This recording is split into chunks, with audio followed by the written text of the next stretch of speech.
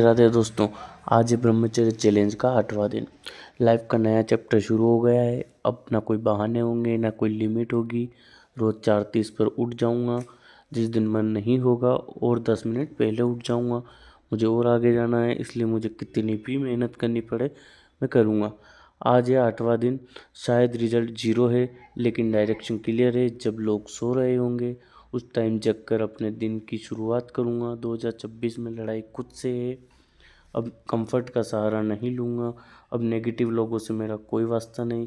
अब तक जो भी हुआ उसे भूल कर नई शुरुआत करूँगा, क्योंकि हमें एक ही इंसान बदल सकता है, वो है हम खुद।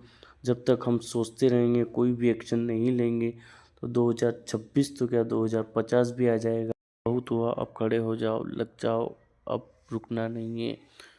मेरे चैलेंज को पूरा करने में आप लोग मुझे सपोर्ट करें। धन्यवाद एवरीवन। राधे राधे, जय श्री